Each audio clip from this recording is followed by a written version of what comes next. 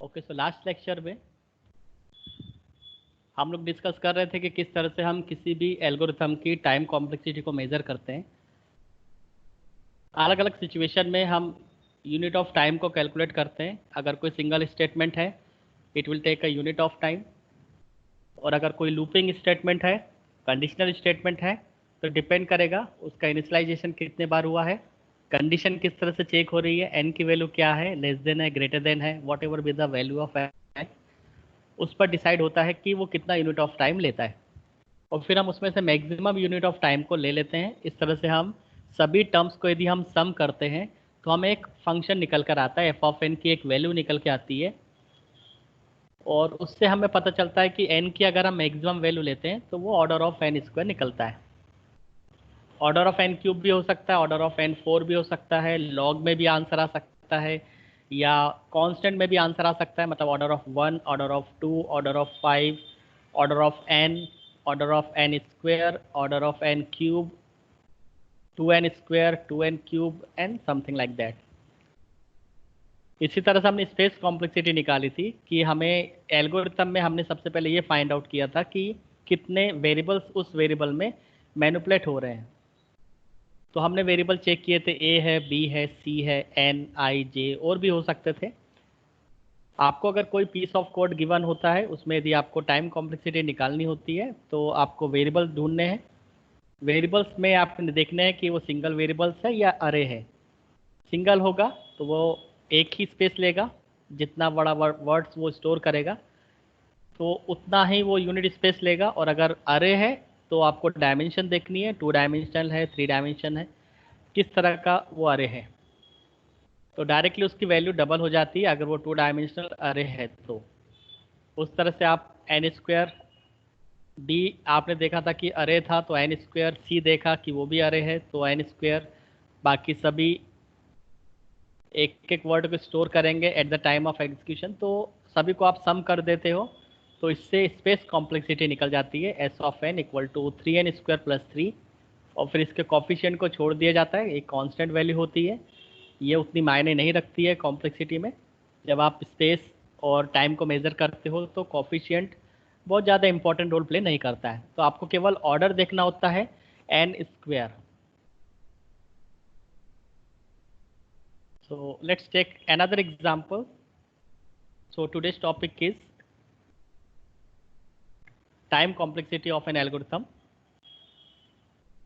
Suppose हमें कोई for loop given है,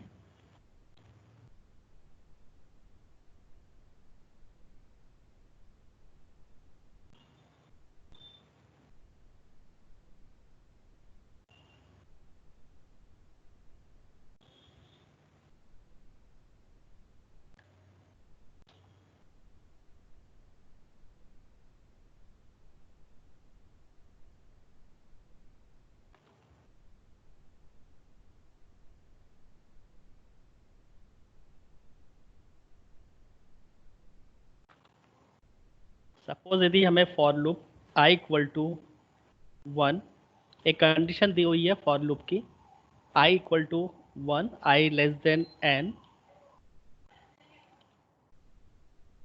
I के साथ मल्टीप्लाई कर देते हैं 2। अलग अलग कंडीशन लेके चलेंगे किस तरह से टाइम कॉम्प्लेक्सिटी बढ़ती है, कम होती है, इससे आपको ये आइडिया लगेगा। पहले हमने आई की वैल्यू प्लस प्लस ली थी ऊपर के एग्जांपल में, आई को इनिशलाइज किया था 0 से, आई की वैल्यू लेस देन रखी थी एन से, और आई को हमने प्लस प्लस इंक्रीमेंट किया था। मतलब यदि आई केवल 1 बिट आगे बढ़ता है तो इसकी टाइम कॉम्प्लेक्सिटी किस ऑर्डर में आती है, तो आंसर होगा एन स्क्वायर के ऑर्डर में। इसके ऊपर के एग्जाम्पल में भी हमने आई की वैल्यू प्लस प्लस की थी, आई की वैल्यू 0 से इनिशलाइज की थी, और आई लेस देन एन लिया था, बट यहाँ पर एक सिंगल एक फॉर लूप था, तो इसकी जो कॉम्प्लेक्सिटी थी वो ऑर्डर ऑफ एन में आई थी। तो यहाँ पर कॉम्प्लेक्सिटी बढ़ गई, ऑर्डर ऑफ एन स्क्वायर हो गई, क्योंकि यहाँ पे 2 फॉर लूप लगे थे और अरे पे काम हो रहा था। अब हम यहाँ पर आई मल्टीप्लाई 2 करते हैं, इसका मतलब आई की हर बार हर इटरेशन में वैल्यू मल्टीपल हो जाएगी, मतलब डबल हो जाएगी। So I equal to 1, i is less than n, i multiply by 2। यहाँ पर कुछ स्टेटमेंट होंगे, अभी हमें उस स्टेटमेंट पे कंसीडर नहीं करना है, हमारा फोकस है कि इस फॉर लूप के चलने पर कॉम्प्लेक्सिटी क्या बनती है। We are concern about this statement, we are not concerning about the body of statement.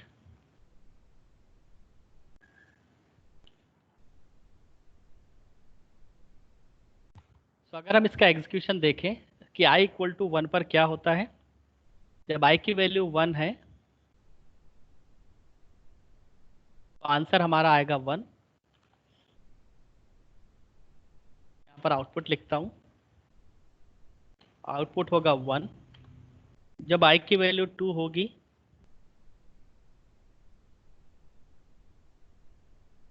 तो यहाँ के बेस पर कैलकुलेशन 2 इंटू 2 आउटपुट होगा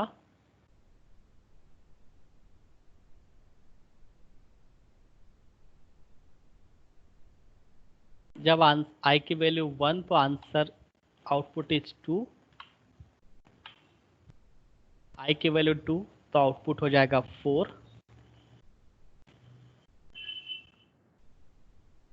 तो हम इस तरह भी लिख सकते हैं कि 2 की पावर 1, इस 1 को हम सुपर स्क्रिप्ट कर देते हैं, 4 को हम लिख सकते हैं 2 की पावर 2, इस 2 को आपको सुपर स्क्रिप्ट करना है।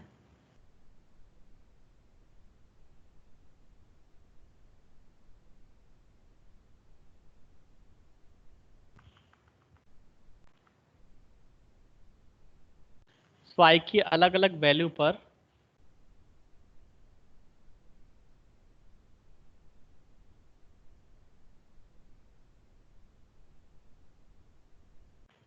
सपोज i की वैल्यू 3 होती है, तब आउटपुट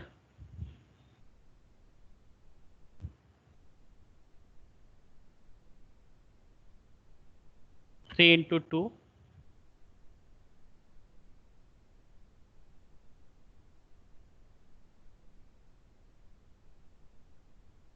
i की वैल्यू 4 हो चुकी थी, 2 की पावर 2, तो यहाँ पर आउटपुट आएगा 2 की पावर 3 एंड सो ऑन। इस तरह से स्टेटमेंट चलते जाएंगे।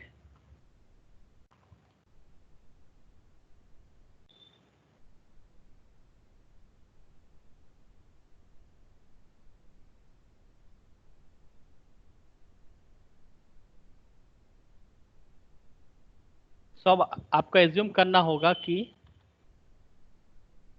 ये लूप कब टर्मिनेट होगा, ये वाली कंडीशन कब टर्मिनेट होगी, ये लूप एग्जीक्यूट कब नहीं होगा। जब तक होगा तब तक तो 2 की पावर में आंसर आता जाएगा, 2 multiply 1, 2 multiply 2, 2 multiply 3 multiply 2, 4 multiply 2। सो आई की अलग अलग वैल्यू बनती चली जाएगी, और यहाँ पर 2 की पावर 1, 2 की पावर 2, 2 की पावर 3, 2 की पावर 4, 5 अप टू 2 की पावर k तक ये लूप चल सकता है। बट कभी ना कभी तो कंडीशन फॉल्स होगी। So i is less than n पर अगर कंडीशन ट्रू है, so we can assume that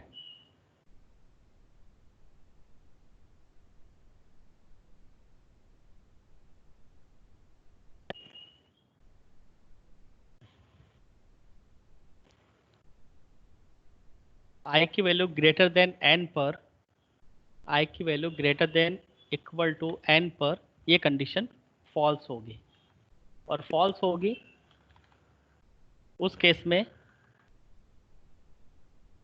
loop का एग्जीक्यूशन स्टॉप हो जाएगा, और फिर हम इसकी टाइम कॉम्प्लेक्सिटी मेजर कर सकते हैं। So i greater than equal to 0, i greater than equal to n पर ये लूप टर्मिनेट हुआ, एग्जीक्यूशन बंद हुआ। देयरफॉर आई इक्वल टू हम क्या ले सकते हैं,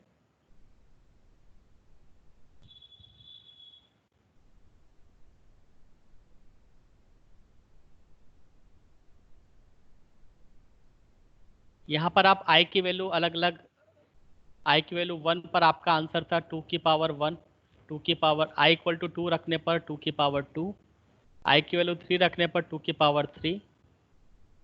तो ये एक्चुअली में i की वैल्यू है, तो 2 की पावर i हम इसको i इक्वल टू मान सकते हैं 2 की पावर k। ये वैल्यू k तक चलेगी, तो हम यहाँ लिख सकते हैं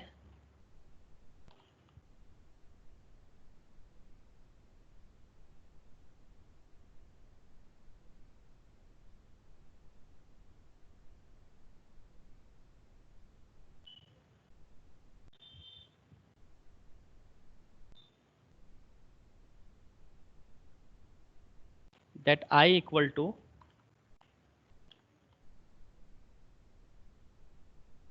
2 की पावर k।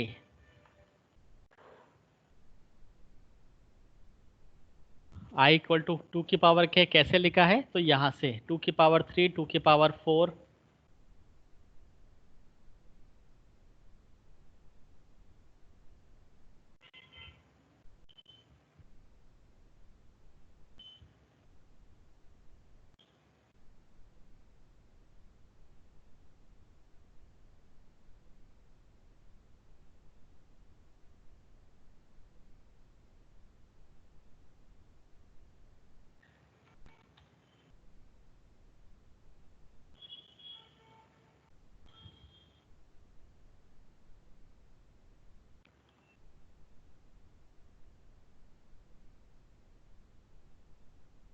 सो I की जो वैल्यू होगी, I इक्वल टू हम कंसीडर कर सकते हैं I इक्वल टू 2 की पावर k। ये k टाइम्स 2 की पावर में आंसर आएगा, क्योंकि आप आगे तक करोगे तो 1 2 3 4 5 6 अप टू आप k वैल्यू तक लूप चला सकते हैं, जो आंसर आएगा 2 की पावर k तक आ सकता है। तो I की वैल्यू मान सकते हैं 2 की पावर k पर जाकर टर्मिनेट होता है। तो I इक्वल टू 2 की पावर k, इसमें आप इसको इस तरह से लिख सकते हैं कि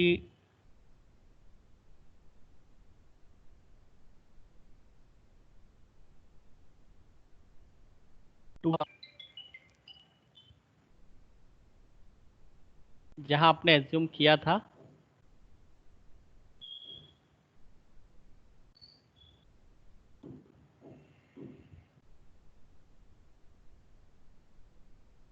यहाँ पर आपको वैल्यू रखनी है 2 की पावर k।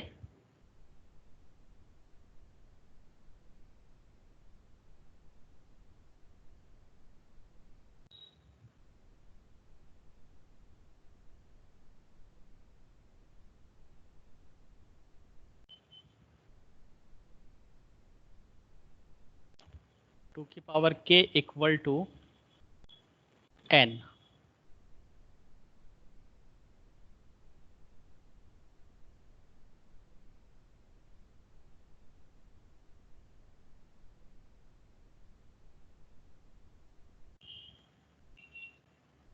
और जब आप दोनों पोर्शन पर लॉग ले लोगे, taking log both the side, इस इक्वेशन को सॉल्व करना है तो आप लॉग लेकर इसकी पावर को सॉल्व कर सकते हो। सो लॉग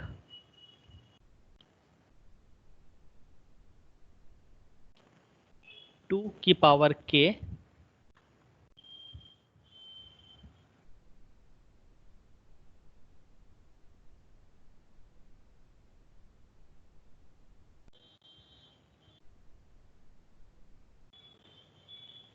log 2 की power k equal to log n। यहाँ पर log का जो बेस होगा वो 2 होगा, इसके बेस पर आपको आंसर देखना है। log 2 की पावर k, तो इसका सब स्क्रिप्ट रहेगा इस तरह से 2, और यहाँ पर भी log बेस 2 पर, क्योंकि log का जो बेस होता है 1 2 3 4 अप टू n तक चलता है, तो यहाँ पर आपको जो log की वैल्यू देखना होता है वो log 2 की होती है। log 2 बेस 2 की वैल्यू होती है 1। सो इतनी वैल्यू 1 हो गई।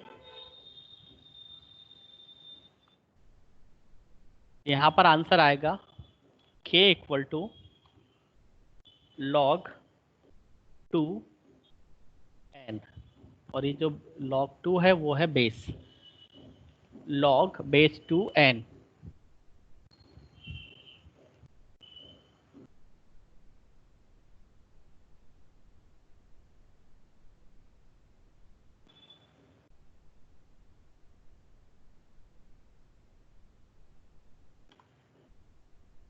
सो टाइम कॉम्प्लेक्सिटी निकल कर आएगी k equal to log base 2 n।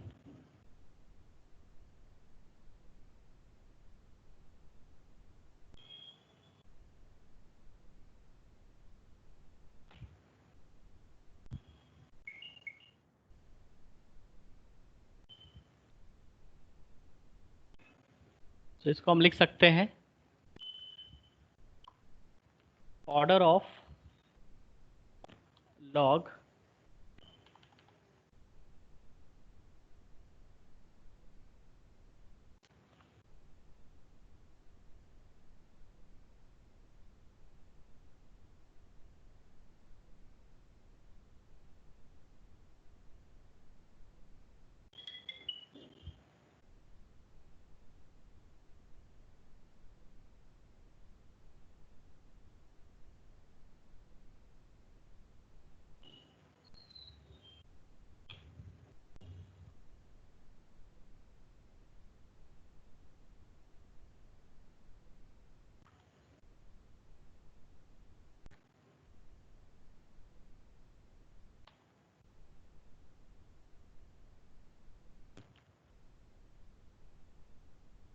Okay. So let's summarise again.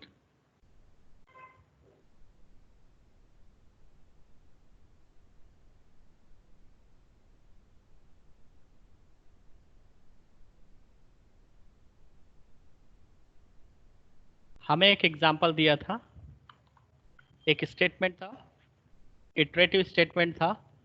हम इसकी टाइम कॉम्प्लेक्सिटी मेजर करना चाहते हैं, टाइम कॉम्प्लेक्सिटी इसकी हम कैलकुलेट करना चाहते हैं।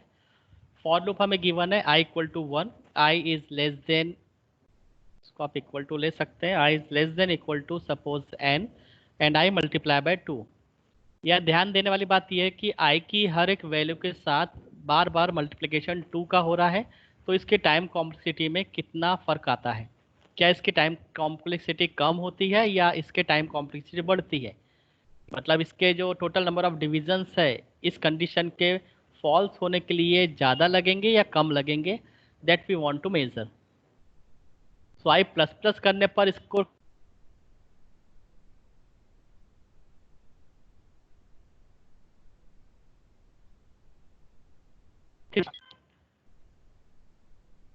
आई को यदि हम 2 से मल्टीप्लाई करते चले तो कितने नंबर ऑफ डिविजन्स हमें करने पड़ेंगे या कितने बार कंडीशन हमें चेक करनी होगी, ये हमें चेक करना है। तो टोटल नंबर ऑफ डिविजन्स कब कम लगेंगे, है ना, कम होगा तो टाइम कॉम्प्लेक्सिटी कम होगी, और अगर ज़्यादा लगेंगे तो टाइम कॉम्प्लेक्सिटी ज़्यादा होगी, number of clock pulse CPU की ज़्यादा लगेगी। सो हमने चेक करना शुरू किया, i इक्वल टू 1 पर आउटपुट हमने देखा i इक्वल टू 1 है, 1 इज लेस देन n की हम कोई भी वैल्यू सपोज कर सकते हैं, और i की वैल्यू 1 है तो आंसर आएगा 2। सो आउटपुट आ गया हमारे पास 2। इसको हम लिख सकते हैं 2 की पावर 1। i की वैल्यू जब 2 होती है तो 2 is less than equal to n, yes 2 multiply 2 answer आता है 4। सो हम 4 को किस तरह लिख सकते हैं, 2 की पावर 2। i की वैल्यू 3 होती है, 3 is less than equal to n, so 3 multiply by 2 6।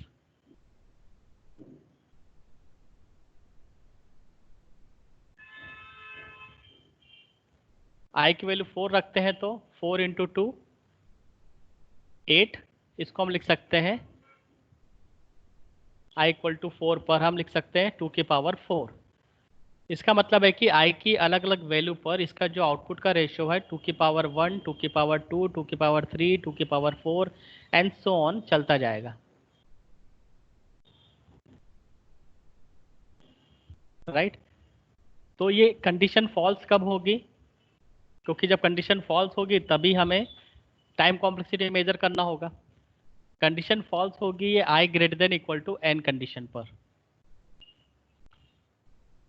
हमने एज्यूम किया कि i greater than equal to n पर ये लूप बंद हो जाएगा, इसका एग्जीक्यूशन फिनिश होगा। i की वैल्यू हमने कंसीडर करी है की पावर 4 5 अप टू 2 की पावर k तक चलेगा। सो आई की जो वैल्यू बनेगी यहाँ पर वो बनेगी i इक्वल टू 2 की पावर k तक। और फिर हम दोनों को, यदि हम i इक्वल टू 2 की पावर k को, इस वैल्यू को जो हमने एज्यूम किया था वहाँ पर यदि हम i की वैल्यू रख देते हैं इस कंडीशन पर, i की वैल्यू यदि हम 2 की पावर k रखते हैं तो 2 की power k greater than equal to n, greater than को हम हटाते हैं और केवल इक्वल टू लेके चलते हैं। तो 2 की power k equal to n, दोनों साइड पर यदि आप log लेते हो तो log 2 की power k equal to log n। अब क्योंकि यहाँ पे हमें 2 को हटाना है तो log बेस 2 लेना जरूरी होता है, क्योंकि log बेस 2 की वैल्यू होती है 1, राइट। तो log 2 की power k equal to log 2n, इसकी वैल्यू हो गई 1 मैथमेटिकल कैलकुलेशन के हिसाब से। और हमारे पास आंसर आया k इक्वल टू बना log n जिसका बेस है 2। तो टाइम कॉम्प्लेक्सिटी हमारे पास निकल कर आई log 2n, order of log 2n।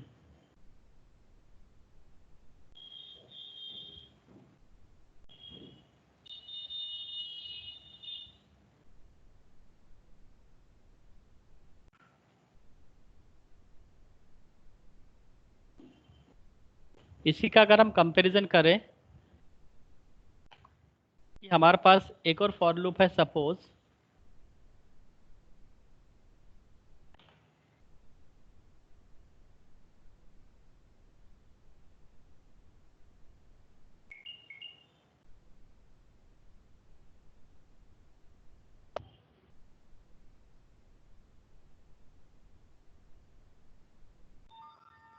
For loop i equal to 1,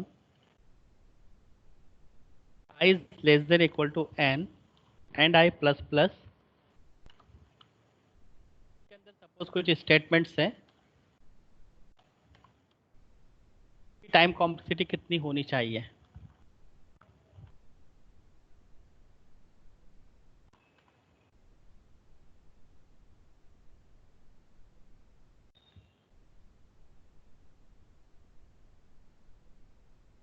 time complexity हमें फाइंड आउट करनी है। तो i की अलग अलग वैल्यू के लिए यदि हम इसका एग्जीक्यूशन देखें, यदि हम इसका एग्जीक्यूशन देखें तो i की अलग अलग वैल्यू के लिए i इक्वल टू सपोज 1 है, सो i की वैल्यू 1, फिर i की वैल्यू 2 होगी। सो ये कंटिन्यूसली 1 से इंक्रीमेंट होता जा रहा है, तो हम इसको लिख सकते हैं कि हर बार ये 1 से इंक्रीमेंट हो रहा है। पर कब तक? किसी न किसी सिचुएशन पर i टर्मिनेट होगा, i की हर बार वैल्यू 1 से इंक्रीमेंट हो रही है, 1 plus 1 plus 1 plus up to, तो हम इसको मान सकते हैं कि ये n पे जाकर टर्मिनेट हो। तो हम इसको बोल सकते हैं कि ये 1 1 1 कितने बार चला, तो हम इसको बोल सकते हैं k टाइम। सो i की k की वैल्यू के लिए ये लूप टर्मिनेट हो सकता है, therefore we can write k equal to n। ये हम दोनों साइड लॉग ले लें, सॉरी लॉग लेने की जरूरत नहीं है यहाँ पे, क्योंकि कोई भी पावर में आंसर नहीं आया है। So k equal to n। So time complexity को हम यदि हमें ऑर्डर में लिखना है तो order of n। So order of n बड़ा होता है और log ऑफ n छोटा होता है। तो इसकी टाइम कॉम्प्लेक्सिटी कम निकली है और इसकी टाइम कॉम्प्लेक्सिटी ज़्यादा निकली है। और इससे भी बड़ा होता है n², उससे बड़ा होता है n की पावर क्यूब, उससे बड़ा होता है n की पावर 4। तो ये सब बड़ी कॉम्प्लेक्सिटी निकाल लेंगे। अगर n की पावर बढ़ती चली जाती है तो उसकी कॉम्प्लेक्सिटी बड़ी होगी, वो ज़्यादा CPU की क्लॉक पल्स यूज़ करेगी अपने कैलकुलेशन में। बट अगर स्मॉल है इसका मतलब ऑर्डर ऑफ एन स्क्वायर से छोटा है, और ऑर्डर ऑफ जो लॉग एन है वो एन से भी छोटा है, तो इसकी कॉम्प्लेक्सिटी और छोटी होगी। सो लॉग टू एन या लॉग एन कंपेरेटिवली इससे छोटा होगा। अगर ये प्लस प्लस इसमें नंबर ऑफ डिविजन्स ज़्यादा है या नंबर ऑफ इटरेशन ज़्यादा होगी, तो इसमें नंबर ऑफ इटरेशन कम होगी, क्योंकि हर बार 2 से मल्टीप्लाई हो रहा है। सो लॉग एन हमेशा छोटा होता है।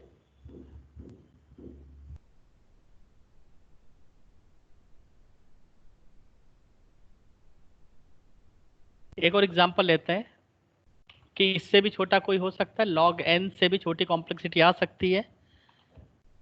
So let's find it. I equal to, इस बार हम लूप लेते हैं, i equal to n, i is greater than equal to 1,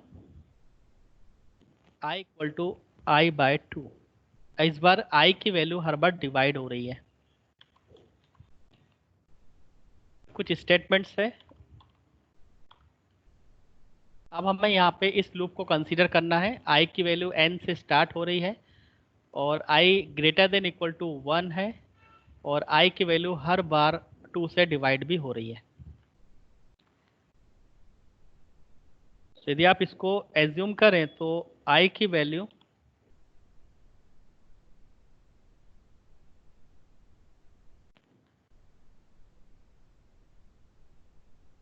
यदि आप आई की वैल्यू सपोज 1 रखते हो तो आंसर आएगा 1/2।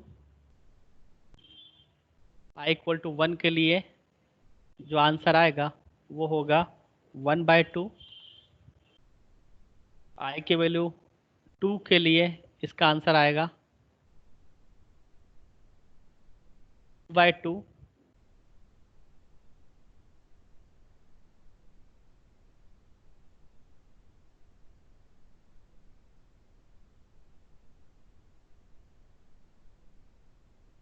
सो आई इक्वल टू एन के लिए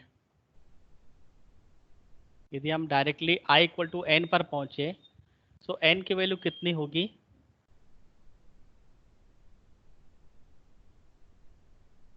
इसको हम इस तरह से करते हैं कि suppose I equal to n है, आई की वैल्यू ग्रेटर देन है 1 से, सो आई की वैल्यू एन है, तो आई की फर्स्ट वैल्यू क्या बनेगी? n/2। जब आई की वैल्यू बढ़ेगी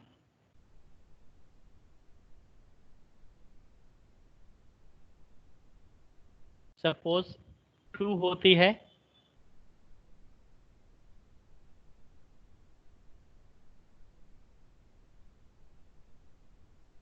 सो आई की नेक्स्ट वैल्यू पर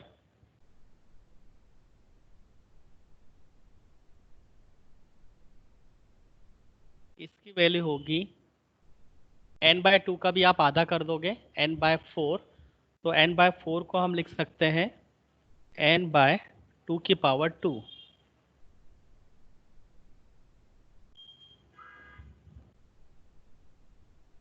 जैसे जैसे ये लूप आगे बढ़ता जाएगा वैसे वैसे n/2, n/4, n/8, n/16 and so on, इस तरह से लूप आगे बढ़ता जाएगा। सो फिर से हमें ये एज्यूम करना होगा कि ये लूप कब तक चलेगा। सो हम इसको बोल सकते हैं ये लूप n⁻², n⁻4, इसको हम लिख सकते हैं n⁻4 मतलब n⁻2, n⁻4, n⁻8, n⁻16। So n⁻2⁻1, n/2⁻2, n/2⁻3, n/2⁻4 and so on. सो ये कहाँ तक जाएगा वहाँ तक आपको सोचना होता है। तो हम मान सकते हैं n/2 तक ये लूप जाता है, n/2 तक ये लूप जाएगा। और ये आई की वैल्यू है, सो आई इक्वल टू n/2 k। आपको एज्यूम करना है कि ये कंडीशन कब फॉल्स होगी। सो i greater than equal to 1 पर ये कंडीशन ट्रू है, तो फॉल्स होने के लिए इसको लेस देन होना जरूरी होगा। Assume that I less than equal to 1 पर, या लेस देन इक्वल टू 1 पर ये कंडीशन फॉल्स होती है। तो इसमें से हम अगेन लेस देन हटा देते हैं और आई इक्वल टू 1 पर हम फॉल्स मानेंगे।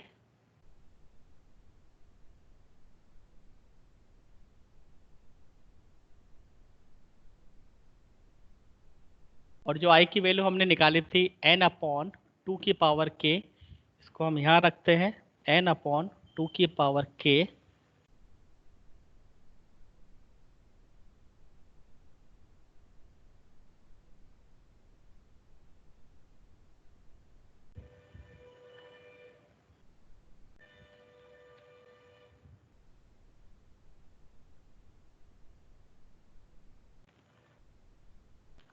इस वैल्यू को आप यहाँ रखो, एन अपॉन 2 की पावर के इक्वल टू हो जाएगा 1।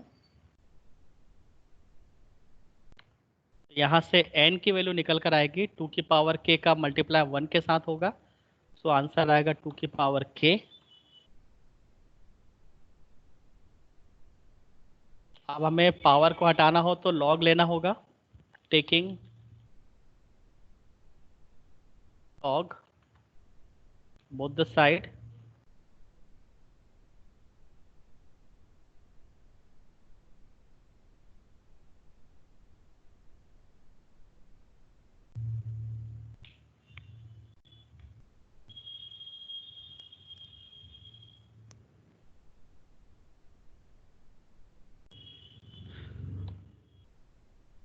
जब हम लॉग लेते हैं तो log n equal to log 2 की power k।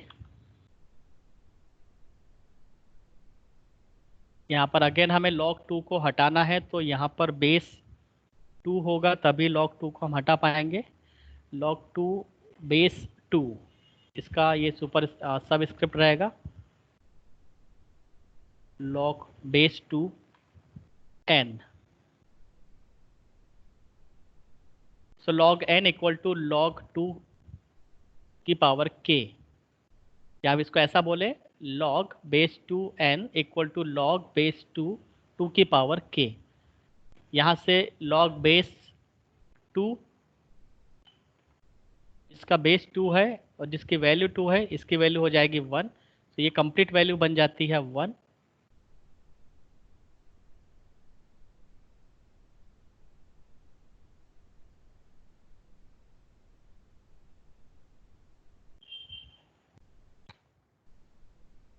So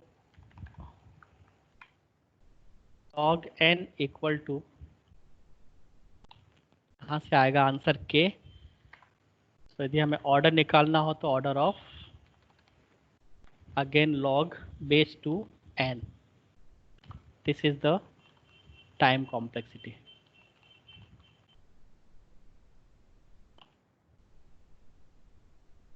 given algorithm, तो जो एल्गोरिथम हमें गिवन थी उसकी time complexity order of log 2n निकल के आई।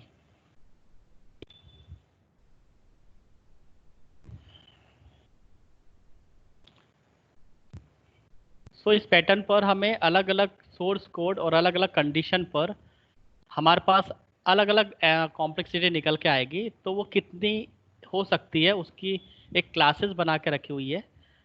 Let's talk about some classes of, ऐसे कितनी सारी ऑर्डर निकल सकती है। सो टाइप्स ऑफ क्लासेस और टाइप्स ऑफ टाइम कॉम्प्लेक्सिटी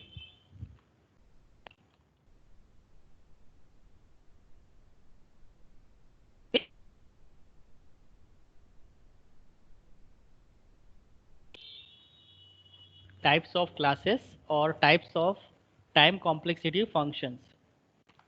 तो यदि हमारे पास ऑर्डर ऑफ 1 इस तरह से आंसर निकलता है तो हम उसे बोलेंगे कांस्टेंट। तो इसका जो डिग्री होता है, डिग्री ऑफ कांस्टेंट, इसकी कॉम्प्लेक्सिटी कांस्टेंट निकल सकती है। कांस्टेंट का मतलब यहाँ पर ये हो सकता है कि सपोज कोई फंक्शन है एफ ऑफ एन, उसकी वैल्यू सपोज 2 निकल जाए, तो भी इसका आंसर हम ऐसा ही लिखेंगे, ऑर्डर ऑफ 1। सपोज किसी फंक्शन की वैल्यू 5 निकलती है, तो भी इसका हम ऑर्डर लिखने वाले हैं 1।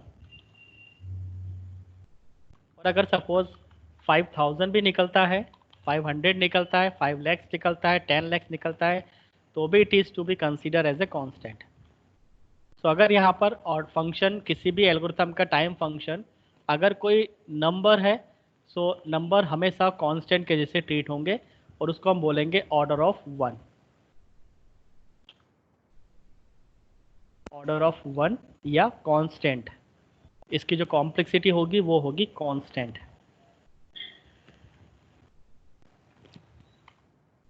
इसी तरह से अगर ऑर्डर ऑफ log n होता है, तो इसको इस सब्जेक्ट में नाम दिया हुआ है लॉगरिथमिक। लॉगरिथमिक। तो अगर किसी एल्गोरिथम का टाइम फंक्शन में आप कैलकुलेट करते हो, टाइम कॉम्प्लेक्सिटी कैलकुलेट करने के बाद उसकी कॉम्प्लेक्सिटी log n के फॉर्मेट में आती है, जैसा हमने देखा था। तो log n के फॉर्मेट में आने पर हम उसको नाम देंगे लॉगरिथमिक। इसी तरह से और भी ऑर्डर होते हैं। अगर ऑर्डर ऑफ n के फॉर्मेट में किसी एल्गोरिथम की टाइम कॉम्प्लेक्सिटी आती है, तो उसको हम नाम देते हैं कि उसकी कॉम्प्लेक्सिटी लीनियर है। इसी तरह से ऑर्डर ऑफ n स्क्वायर के फॉर्मेट में आती है, so we will call it quadratic.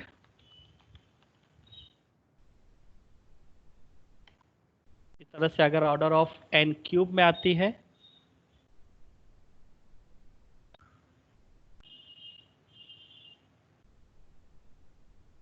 अगर किसी एल्गोरिथम की टाइम कॉम्प्लेक्सिटी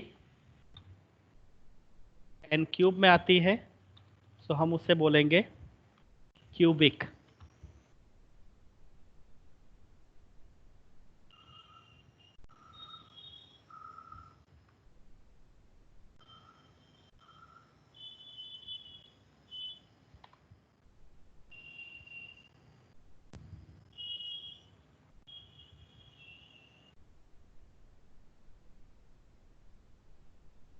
और इससे भी बड़ी होती है, ऑर्डर ऑफ 2 की पावर n में भी आंसर आ सकता है।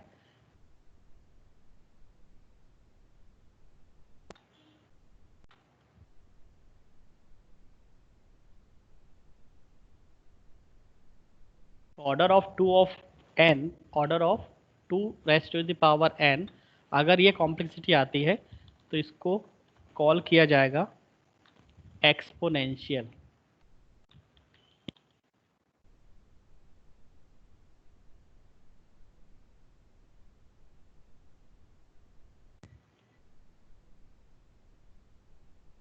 तो 2 की पावर हो या फिर 3 की पावर हो या 4 की पावर हो, अप टू n की पावर, 3 की पावर हो तो भी हम उसे वही नाम देंगे, या अप टू n की पावर n में अगर कोई कॉम्प्लेक्सिटी निकल कर आती है तो हम उसको एक्सपोनेंशियली नाम देंगे।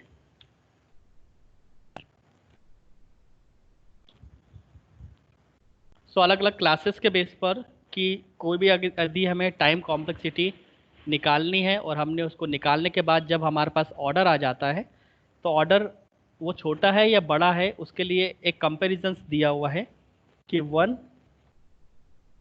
Is always less than log n, log n is always less than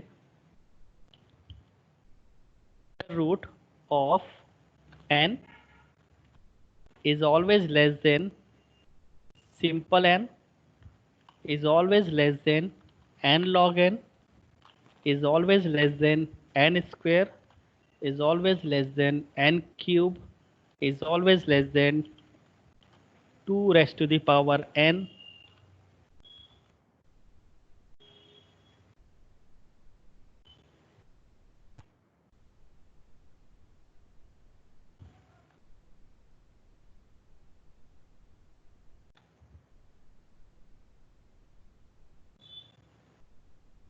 is always less than e की power n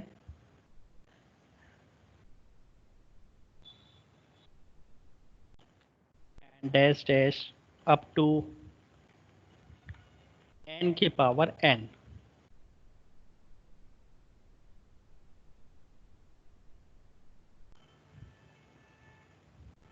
सो जब भी आप किसी भी एल्गोरिथम को आप सॉल्व करो,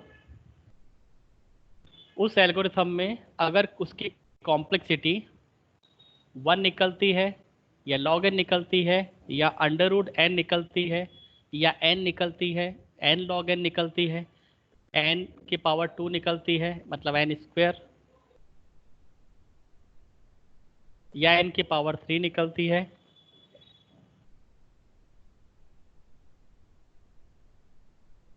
सो ये आप कैसे आइडेंटिफाई कर पाओगे कि पहली एल्गोरिथम की सपोज log n निकली है और दूसरे एल्गोरिथम में अंडर रूट n निकला है, तो कौन छोटा है कौन बड़ा है। तो उसको पता करने के लिए एक रिलेशन है यहाँ पर कि log n की वैल्यू हमेशा बड़ी होती है 1 से। तो मतलब अगर किसी एल्गोरिथम की टाइम कॉम्प्लेक्सिटी का फंक्शन की वैल्यू निकल कर आती है constant, suppose function F of n equal to 2 निकला है, तो वो सबसे छोटी कॉम्प्लेक्सिटी मानी जाती है, सबसे कम सीपीयू की क्लॉक पल्स उस एल्गोरिथम को सॉल्व करने में लगी है, इसका मतलब ये है। तो अगर कांस्टेंट आंसर आता है तो वो सबसे छोटी कॉम्प्लेक्सिटी होती है। So 1 is less than log n, log n और स्क्वायर रूट का कंपैरिजन करते हैं। सो लॉग एन हमेशा छोटा होगा और स्क्वायर रूट हमेशा बड़ा होगा। स्क्वायर रूट का कंपैरिजन अगर n से करेंगे तो n हमेशा बड़ा होगा, मतलब लीनियर कॉम्प्लेक्सिटी उसके स्क्वायर रूट वाली कॉम्प्लेक्सिटी से बड़ी होगी। इसी तरह से n log n हमेशा लेस देन होता है n स्क्वायर से। तो अगर किसी एल्गोरिथम की time complexity order of n में निकलती है जो कि लीनियर कॉम्प्लेक्सिटी कहलाती है, सो लीनियर हमेशा n स्क्वायर से छोटी होगी, n स्क्वायर हमेशा n क्यूब से छोटी होगी। और ये जो एक्सपोनेंशियल है 2 की पावर n, 2 की पावर 3 की पावर n, n की पावर n, ये एक्सपोनेंशियल हमेशा बड़ी होती है। तो n का कंपैरिजन n की पावर n से करेंगे तो n छोटा होगा, स्क्वायर रूट ऑफ n का कंपैरिजन n की पावर n से करेंगे तो भी वो छोटा होगा। सो n की पावर n जो एक्सपोनेंशियल रेशियो बताता है वो हमेशा बड़ी कॉम्प्लेक्सिटी को बताता है। और टाइम कॉम्प्लेक्सिटी का बड़ी होना इसका मतलब कि एल्गोरिथम के एग्जीक्यूशन में सीपीयू की क्लॉक पल्स का ज़्यादा यूज़ होना। सो हमेशा कॉम्प्लेक्सिटी अगर लॉग इन में आती है तो बेटर होगा, उसकी टाइम कॉम्प्लेक्सिटी कम होगी। आगे चल के आपको पता चलेगा कि जब हम किसी सर्चिंग या शॉर्टिंग पैटर्न पर हम एल्गोरिथम लगाएंगे, या कभी सपोज क्विक शॉर्ट है या बाइनरी सर्च है, राइट, या अलग अलग जैसे हमने यूक्लिड मेथड चलाई थी उसमें हमें पता चला था कि उसकी डिविजन्स कम होते हैं। सो वहाँ पर भी log n algorithm log n complexity आती है। सो अलग अलग कैलकुलेशन के बेस पर हमारे पास अलग अलग टाइम कॉम्प्लेक्सिटी के फंक्शन आते जाएंगे आगे चल के। तो आपको पता होना चाहिए कि उसकी टाइम कॉम्प्लेक्सिटी जो निकली है वो कम है या ज़्यादा है, तो इस रिलेशन से आप पता कर सकते हैं।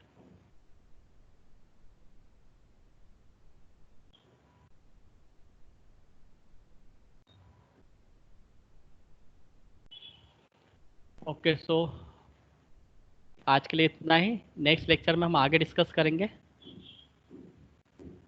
कुछ डाउट हो तो आप पूछो, अभी तक के लेक्चर में कोई डाउट हो तो।